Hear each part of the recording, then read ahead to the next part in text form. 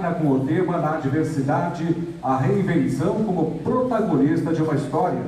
Para essa apresentação, temos a honra de convidar o músico e compositor, também fundador da banda O Rapa, Marcelo Yuca.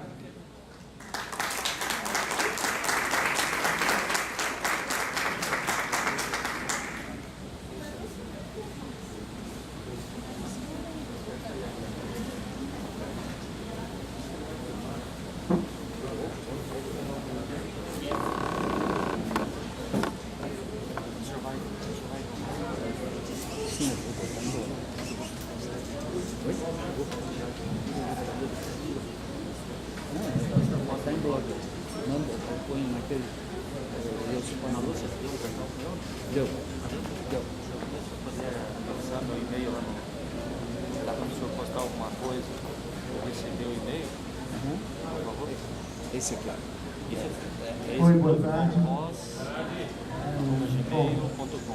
Eu acho que a gente está nesse palcozinho um pouquinho maior, mas acho que é para ter uma maior visibilidade. Eu não gostaria que nesse bate-papo que a gente vai começar aqui, eu não gostaria de ser visto como uma coisa acima de ninguém. Melhor seria que eu tivesse o mesmo patamar de todos.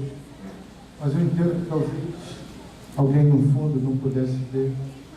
Se o pessoal do fundo puder chegar mais para frente, vai... Marcelo, só um minutinho, por gentileza. A gente pediria em respeito ao nosso palestrante que realmente se fizesse silêncio no auditório. Pela atenção e compreensão de todos, o nosso muito obrigado. Vamos chegar que eu prometo que não morro. Pelo menos no começo da palestra, não.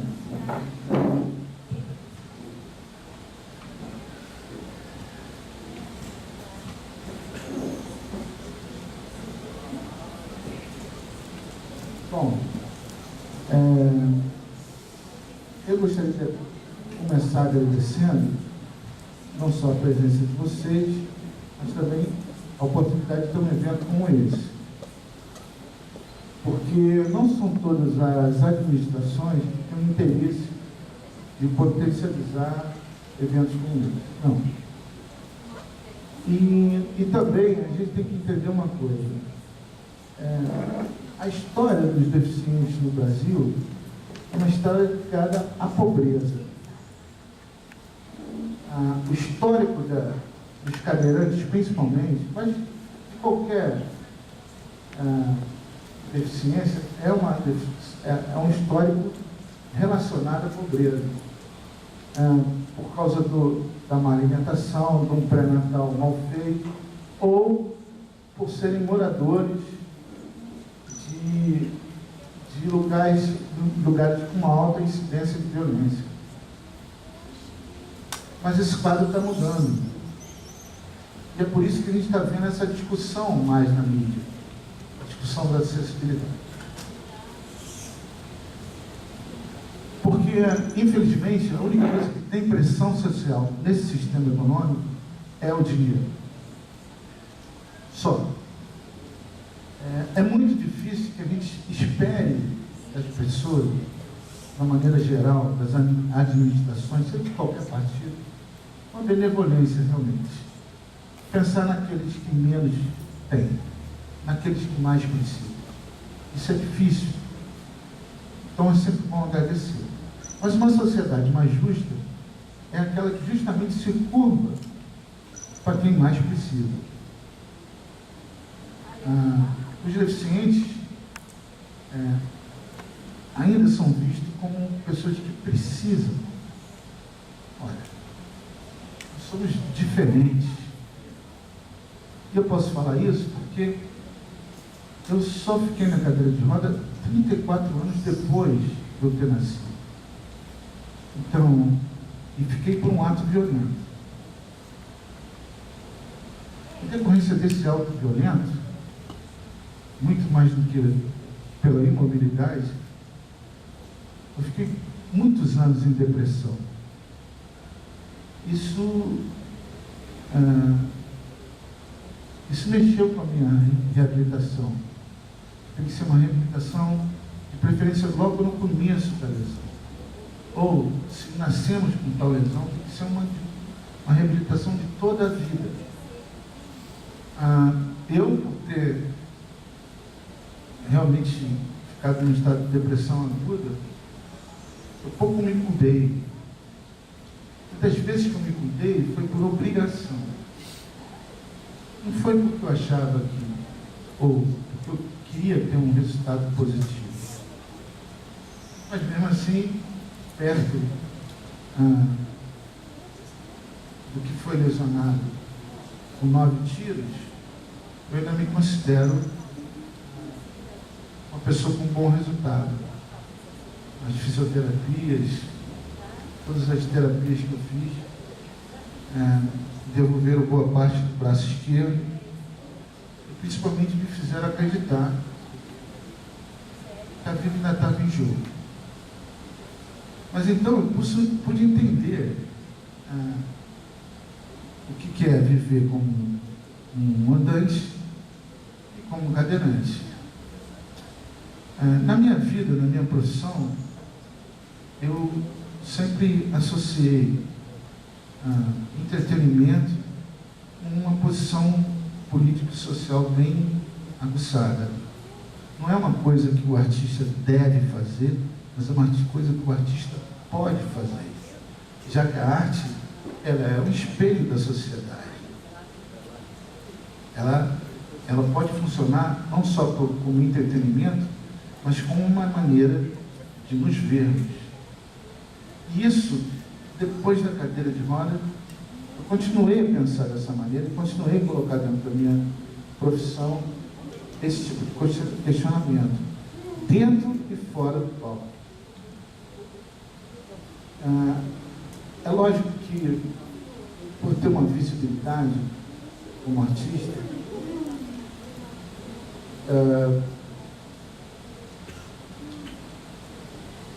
meu caso foi muito discutido, foi muito falado, mas na realidade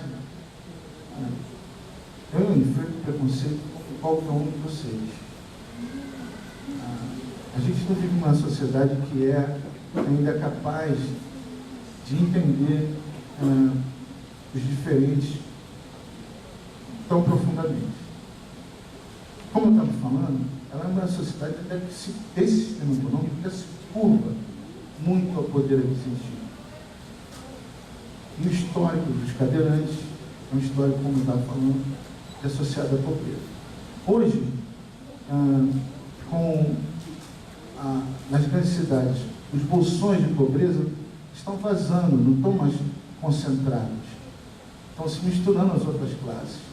Então, infelizmente, os atos violentos que decorrem em projetos de arma de fogo estão fazendo vítimas de todas as classes sociais, não mais das menos abonadas. E também os veículos estão ficando mais velozes.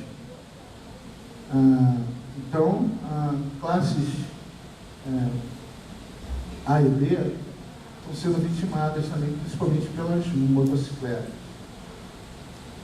O que acontece é que, hoje em dia, principalmente os cadeirantes, já têm um outro poder aquisitivo. E a sociedade, ela reconhece isso. Ela começa a nos ver como consumidores. Quando ela começa a nos ver como consumidores, elas começam a nos colocar dentro. Então, a acessibilidade que a gente tem hoje, ela vem muito do poder aquisitivo que a sociedade começa a enxergar os portadores de deficiência. Não ser justo, mas porque podemos consumir. Eu me lembro que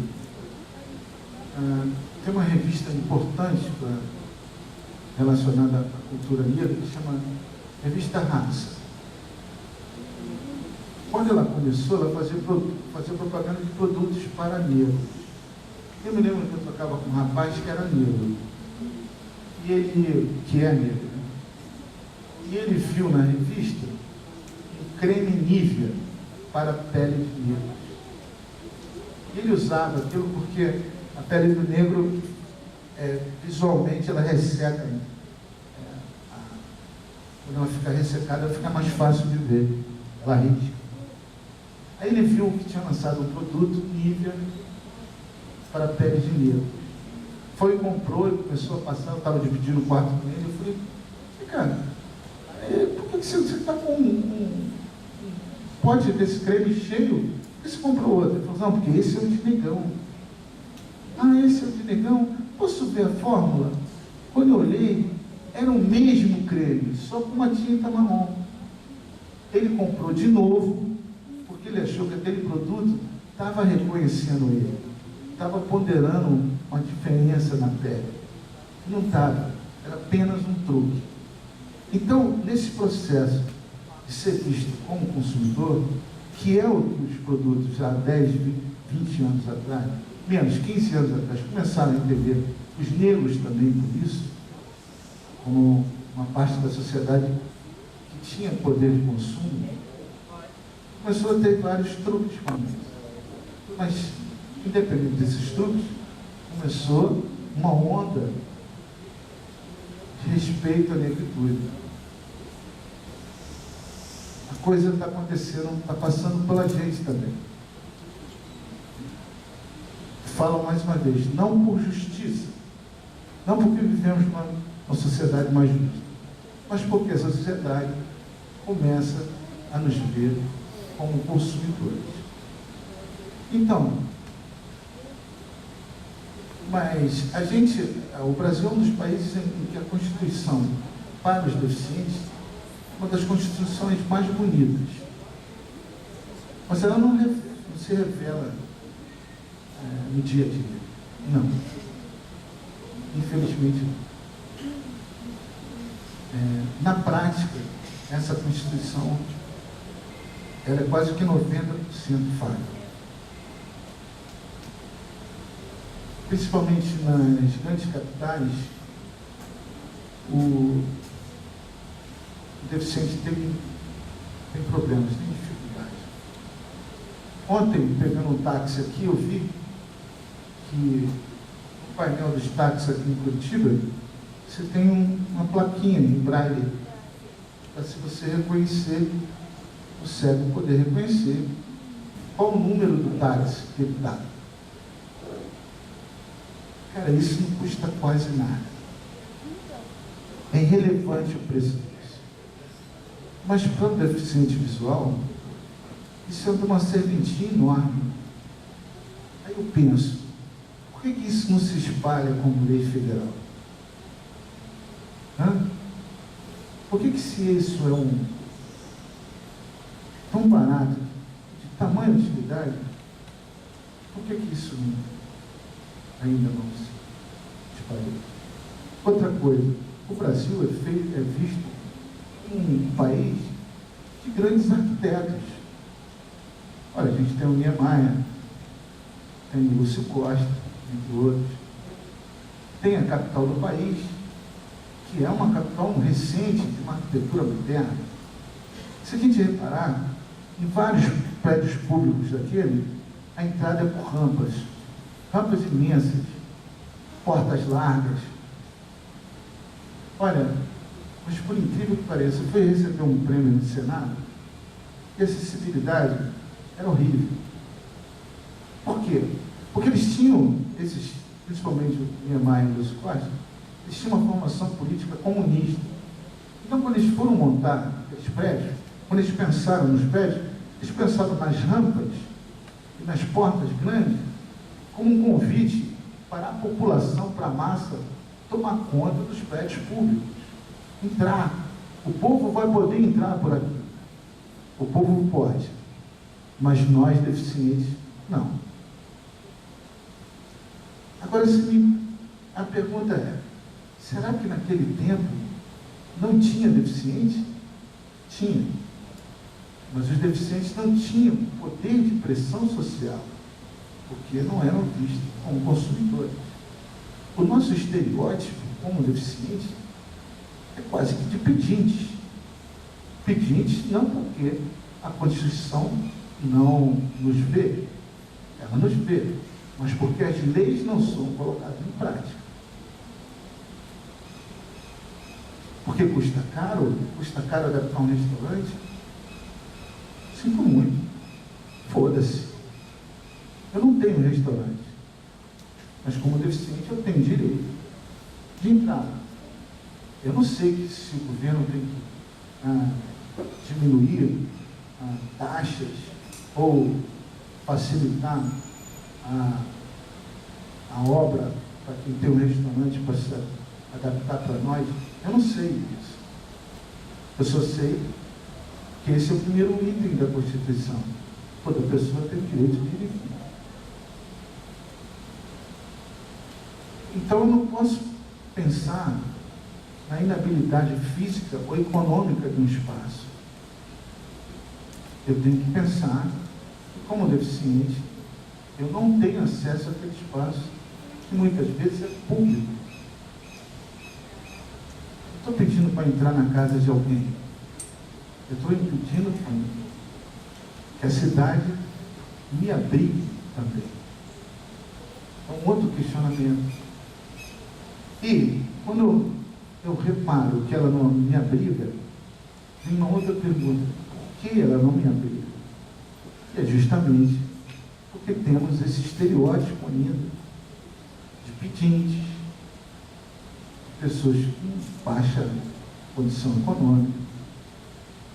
Olha, só que aí, bem recentemente, na história do mundo, foi-se comprovado cientificamente uma coisa que já estava até no ar. Estava no inconsciente das pessoas. Por adverso de uma ciência chamada neuroplasticidade, uma divisão da neurologia, que pondera o seguinte, que o cérebro tem a possibilidade física de se deformar, de acordo com pressões exteriores ao corpo ou mudanças que o corpo teve. A máquina humana é tão perfeita que o cérebro, quando a gente tem alguma doença, ele se deforma para facilitar uma outra função dele. Ou seja, se você perde a audição, possivelmente você vai ter a sua visão mais aguçada, uma forma de compensar. Isso muitas pessoas já acreditavam, mas teve que ser provada fisicamente, teve que ser provada cientificamente, para que isso fosse fato real. Olha, há pouco tempo, a gente teve aqui no Brasil, no Rock in Rio, o Stevie Wonder tocando. É lógico que ele, como vários outros cegos, possui uma capacidade auditiva que se reflete na música de maneira brilhante. Isso porque, recentemente, a neuroplasticidade provou que o cérebro humano, no caso dele, compensou e o córtex da audição ficou mais elaborado. Então, eu posso falar com orgulho que aquele que eu considero o maior músico de música popular do mundo, Stevie Wonder, ele é deficiente. Esse fato por si só tinha que ter uma pressão social. Mas vamos continuando na questão da neuroplasticidade. Pois bem, então se comprovou isso, que o cérebro ele se deforma para compensar alguma distorção física que a gente tem. Eu vou mais a fundo e eu acho que ele se deforma também para compensar alguma distorção social. Ou seja, se a gente for pegar o caso de um jogador de futebol como o Romário, tem vários momentos em que ele desafia a lei da física. Por quê? Porque ele está de costas para o goleiro, costas para o zagueiro, ele recebe vira e chuta num único lugar que a bola poderia entrar. Para quem está vendo na televisão, que tem, pode voltar, ou pode botar em câmera lenta, isso pode ser um costume, isso pode ser uma coisa relacionada a ser jogador de futebol. Não, não é. Isso requer uma inteligência espacial que é brilhante. Olha, ele está longe de ser um deficiente físico. Mas se você for ver na educação dele, ele é um cara que saiu de uma das áreas mais violentas do Rio de Janeiro, uma das áreas mais pobres. Com certeza, o futebol nesse país, ele já é uma metáfora de vida, porque a pessoa tem que driblar a vida. É um esporte popular, em que os menos abonados, aqueles que têm menos chance na vida, encaram naquele jogo aquilo que eles fazem no dia a dia. Opa, eu tenho que sair dessa situação. Eu tenho que fazer um gol na minha única oportunidade de fazer. Não precisa ser muito inteligente para concluir que a vida dele deu essa inteligência. Ou melhor, que o futebol foi um escape positivo para essa inteligência. Se ele não tivesse isso, provavelmente ele poderia ter se virado um Fernandinho Beiramar, que não é uma pessoa boa. Por quê? Existem vários traficantes de drogas no Rio de Janeiro. Poucos chegaram à condição do Fernandinho, que é de uma pessoa que sabe do esquema, que mantém o esquema, que traz a droga de fora para vender aqui. Toda essa violência que a gente vê causada por traficantes de droga é uma violência que é feita à base de burrice. Por quê? Porque eles são menos varejistas. Eles estão naquela comunidade na qual não saem para nada. Quando saem, são presos igual o NEM, uma mala do carro, idiotamente. Isso não é nada pensado, não é inteligente. Mas o Fernandinho não. Por mais que para mim ele seja um psicopata, ele seja um autocriminoso, burro ele não é. Então, o que eu quero dizer com isso é que as distorções sociais, as dificuldades externas ao corpo, como aquelas do corpo, promovem algumas habilidades ao cérebro. Então, quero chegar na seguinte conclusão. Eu não me importo de ser chamado de deficiente. Mas, na realidade, eu que já estou 11 anos aqui, com certeza, meu cérebro já potencializou alguma coisa em mim que a sociedade poderia reparar. E essa potência que foi me gerada pela dificuldade motora, ela é uma coisa que poucos têm. Poucos têm. Que os andantes não vão ter com tanta facilidade quanto eu. Então, já é um erro educacional quando se vê apenas a deficiência. A ciência já provou.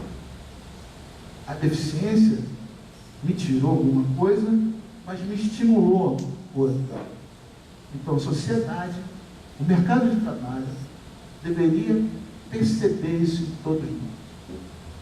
Quando eu olho para um cadeirante com deficiência, eu não vejo ele apenas como isso. Eu vejo, opa, esse cara tem alguma coisa aí que poucos têm. Como se fôssemos mutantes. Tem um filme interessante desses X-Men que no filme é proposto uma cura para os mutantes. Uma vacina que você vai deixar de ser mutante. E naquela sociedade do filme, ser mutante não é uma coisa legal.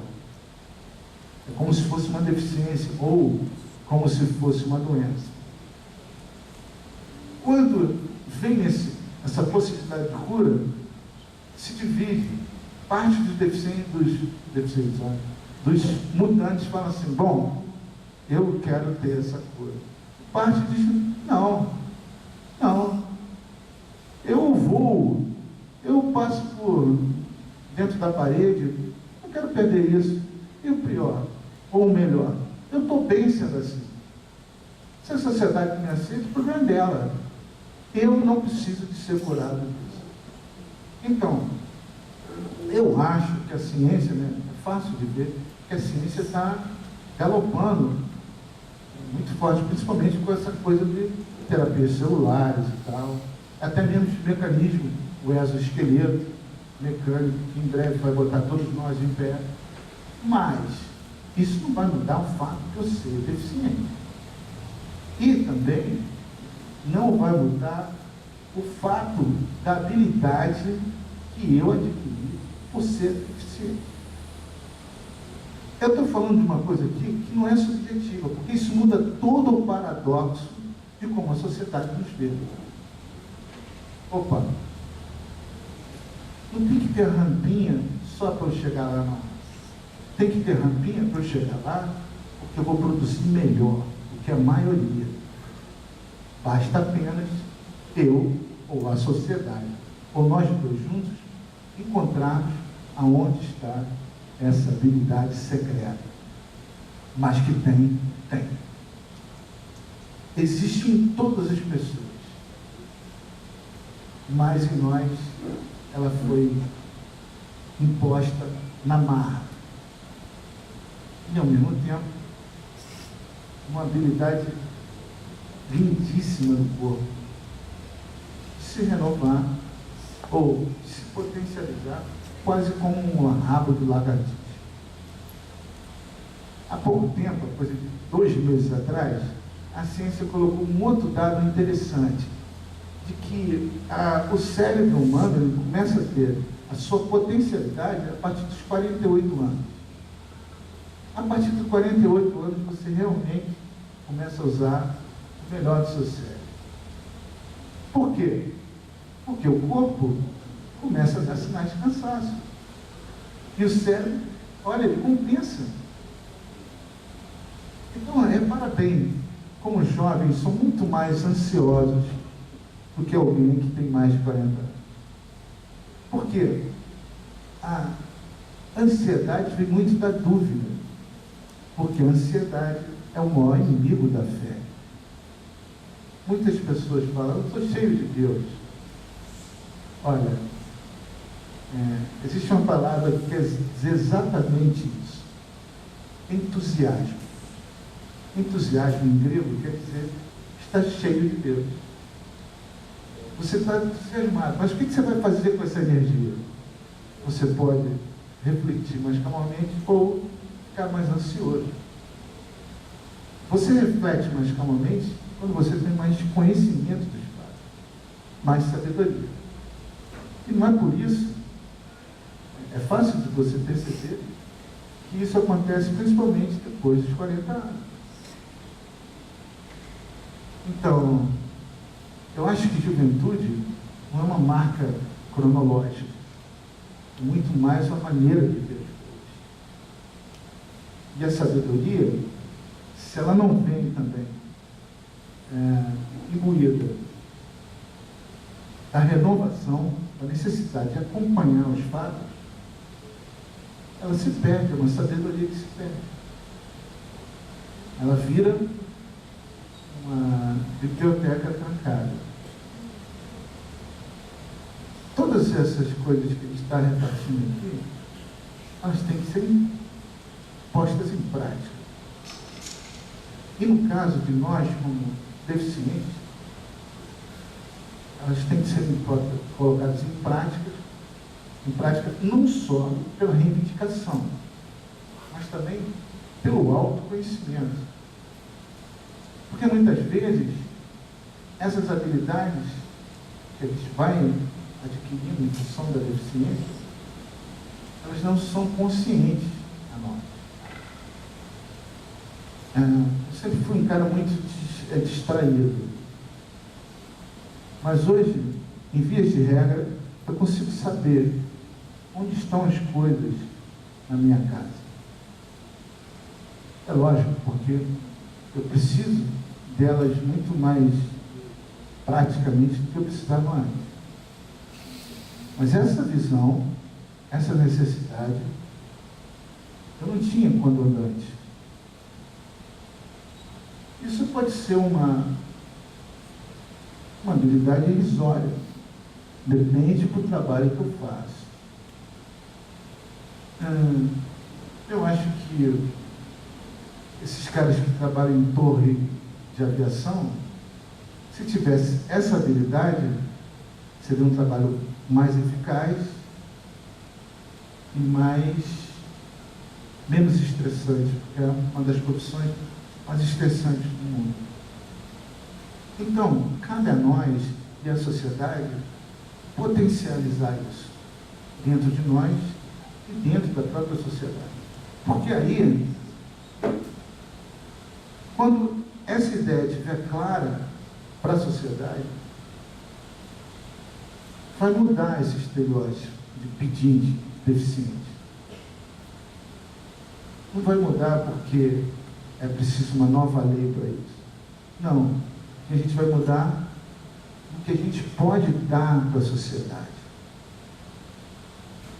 Ao invés de sermos vistos só pela nossa deficiência, a gente vai ser visto como alguém que tem uma habilidade a mais para dar. Quando tiver que fazer uma rampa para chegar ao trabalho, não vai ser porque tem que cumprir cotas com deficientes. Não. Vai ser porque eu quero realmente trabalhar com esse tipo de pessoa. Eu tenho uma outra deficiência, uma deficiência no córtex central, na frente. E quando eu fui educado, meus pais são professores, eu fui alfabetizado com 6 anos. Mas estudar para mim era difícil, porque com essa doença, você tem dificuldade de prestar atenção nas coisas. Agora, há cerca de 10 anos, a sociedade americana entendeu isso não como um problema, mas como uma virtude. Ela usou a sigla DDA, que é uma síndrome de disfunção de atenção. Por quê? As pessoas que têm isso, elas têm pouca atenção para as coisas, perdem chave, telefone, mas quando elas se concentram, é sacanagem com os outros. Eu, quando estou focado, eu seria um competidor muito acirrado. Se eu trabalhasse numa empresa normal, que só valoriza a competição de seus funcionários, e eu fosse focado naquilo que realmente gosto, seria uma covardia com os outros. Por quê? Porque eu não presto atenção em mais porra nenhuma. Mas naquilo que eu tenho que prestar atenção é 24 horas. Os outros vão estar conversando sobre futebol. Eu vou estar conversando sobre futebol e pensando no trabalho. Os outros vão estar rezando. Eu vou estar rezando e pensando no trabalho. Os outros vão estar fudendo. Eu vou estar fudendo e pensando no trabalho. Então, as horas que eu disponibilizo meu cérebro para aquilo, quase uma covardia com os outros. Porque, teoricamente, nós só temos que trabalhar 8 horas.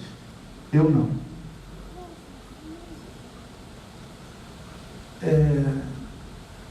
E vou te falar que isso acontece comigo, e são poucos os que me acompanham. Eu tenho um estúdio, me pede pelo amor de Deus. Os músicos que trabalham comigo, não gostam nem de ensaiar.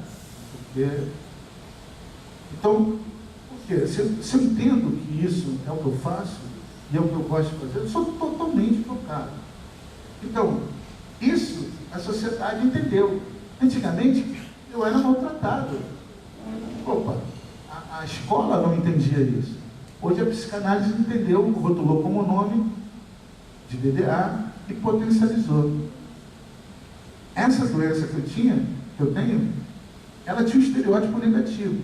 Hoje, ela faz parte de um currículo bom. Olha como mudou o paradigma. Então, isso são provas factuais de que com nós acontece a mesma coisa. Mas a sociedade não vê. Eu acho que essa mudança, ela também está em níveis mais subjetivos. Veja bem,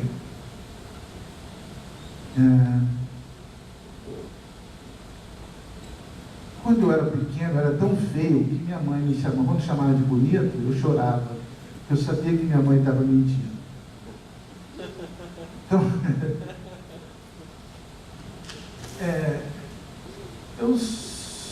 eu tenho uma origem humilde.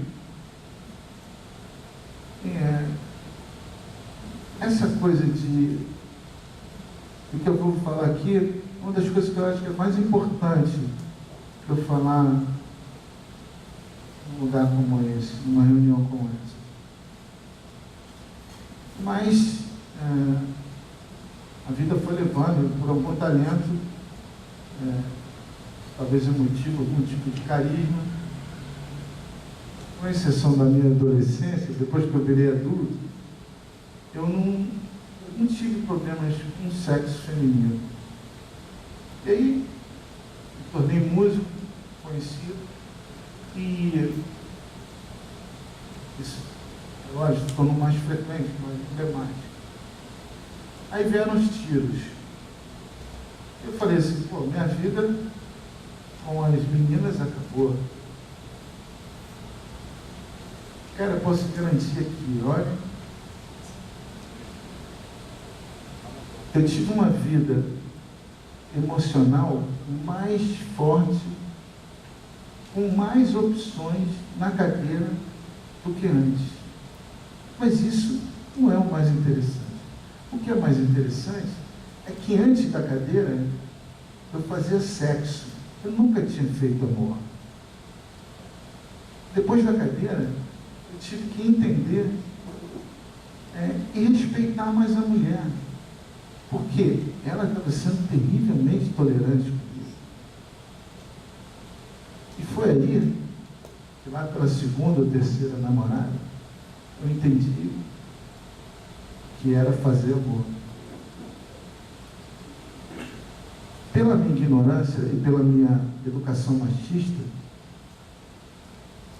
talvez se não fosse pela cadeira, eu jamais faria amor. Ia sempre entender a mulher parcialmente. Olha, eu não sei se um homem é capaz de entender totalmente a mulher, mas hoje eu entendo mais. E minha vida amorosa, sexual, depois, só ficou menor quando eu quis. Muito pelo contrário. Eu tive relações com mulheres lindas e maravilhosas. E que se eu não continuei com essas relações, foi único e exclusivamente porque eu sou terrivelmente imaturo. Mas não porque elas não tiveram amor ou prazer por mim. Isso é uma constatação que eu quero dizer aqui, que perante a minha ignorância, eu tenho que agradecer. Talvez seja a única coisa que eu agradeço por estar na cadeira de rodas.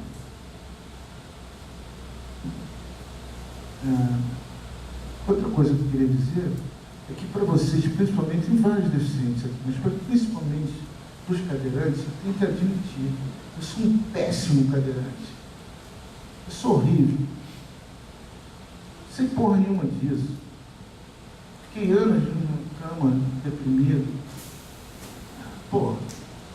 Até que eu entendi que fez essa depressão na bunda. Corre atrás. Aconteceu, queria o quê? Porque eu tinha na cabeça uma ideia de que você sempre fez trabalho em comunidade, sempre foi uma pessoa boa para os outros. Como é que é a ideia católica e cartesiana, que você vai botando assim, um cofrinho do bem. Que Deus tem um cofrinho do bem. Você botando o bem ali, o bom, bem, e aí ele te dá um bem grandão de volta. Porra, não vou. Eu não tenho contrato com Deus, não quero. Se eu tenho, eu rasguei. Eu não quero fazer uma coisa legal porque alguém vai me pagar de volta. Isso é pensar, até mesmo, é pensar pequeno sobre religião. Pensa pequeno sobre bondade. Pensa pequeno sobre o homem. Nisso eu tenho que concordar. O budismo diz uma coisa bonita. Só existe o caminho certo. O errado é um caminho que você pega e vai arcar com as consequências. O caminho errado é um caminho do seu livre-arbítrio. Não o caminho que foi traçado para você. Você tem tanto livre-arbítrio que você pode pegar o caminho errado. Mas não queira ser um prêmio por isso. Não. Senhoras e senhores, não existe prêmio para a bondade. O prêmio da bondade é ser bom. Ou, pelo menos, já está nesse caminho. Porque bondade, de fato, é como liberdade, ou como paz. Não é um estado a se estar, mas é um estado a se procurar. O homem, quando está livre, não é porque ele pode tudo, mas é porque ele está no caminho dele. Assim como ele está em paz, não é porque ele está sem problemas, não, mas ele está procurando estar em paz. É o caminho. E nesse caminho, eu acho que vale mais a pena a gente mostrar o que tem dentro do que tem fora. E é por isso que eu sou muito influenciado hoje pelas mulheres. Eu faço alguns trabalhos com empresa. E eu levei um fotógrafo de Nova York lá, da Rolling Stones, num dos presídios. Ele tirou uma foto de cima de uma mesa onde ficavam todas as carteiras de identidade das pessoas que vão visitar os presos no dia de visita. Ele tirou e me mandou várias fotos, sei lá, 15 dias depois de Nova York, ele mandou várias fotos. E ele falou, preste atenção nessa aqui. Tinham várias fotos muito mais interessantes do que uma mesa cheia de carteira de identidade. Ele falou, o que você vê aqui? Eu falei, vejo porra nenhuma, eu vejo uma cara, uma mesa com carteira de identidade. Ele falou, repara, que são todas mulheres, não tem um homem. Meses depois, eu fazendo um trabalho no presídio feminino, conheci uma menina lá que era militante, ela foi presa e lá ela cursou direito, e mesmo quando ela saiu, ela continuou fazendo trabalho lá, um projeto interessante. Aí ela falou assim, o meu irmão vinha aqui toda semana me ver. E ele vinha por uma coisa, um motivo muito claro. Porque os homens não vêm aqui. E ele tinha medo que eu virasse lésbica. Como a maioria daqui que se torna homossexual, não porque isso era inerente a elas, mas porque no isolamento, todos nós precisamos de afeto, todos nós precisamos do contato com o outro, e essa é a única opção para elas. Então, eu tenho que notar isso, que as mulheres são muito mais tolerantes. E é por isso que eu acabei entendendo que no dorso de qualquer mudança não está a luta por si só. Está o amor. O amor não como essa palavra desgastada em qualquer música de sertanejo, não. Não é esse amor facilmente pintado, não. Amor como tecnologia, amor como sabedoria, amor como a maior forma de inteligência, o peso fiel da balança. O peso fiel da balança não é o dinheiro, não é o ato político em si. O mesmo Niemeyer que eu recriminei aqui, quando foi perguntado, que é um homem de uma intensa luta política, de esquerda nesse país, quando foi perguntado a ele, o documentário sobre a vida dele, o que era mais importante, um homem que fazia 100 anos de luta, o que é mais importante para o senhor? Ele pensou e refletiu. O mais importante, a mulher. A mulher representa o nosso melhor. Não a mulher como gênero, mas a feminilidade. Reparem que algumas mulheres no mercado de trabalho perdem a sua diferença, que perdem essa pensar pelo coração, perdem essa sutileza feminina, para chegar no topo da pirâmide.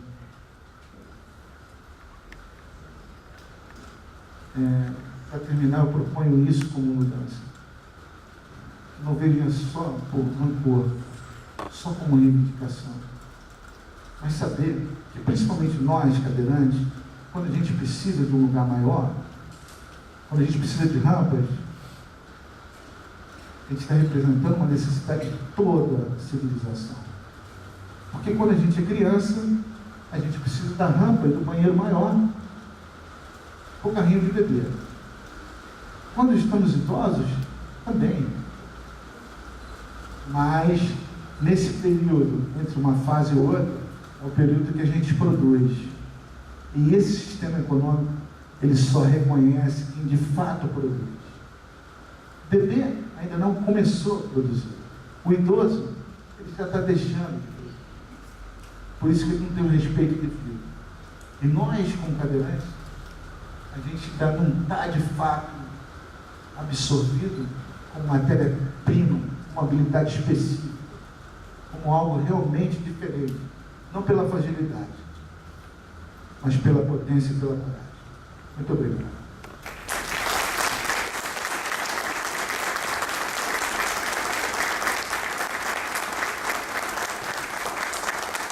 Alguém tem água aí, por favor? Está difícil. Já, Silva, você só comentando que nós queríamos encerrar esse nosso evento, Encontro Paranaense de Reabilitação, Inclusão e Tecnologia, com a presença do Sr. Victor Barbosa, que é o nosso presidente executivo do Conselho Paranaense de Cidadania Empresarial. A gentileza, Sr. Victor.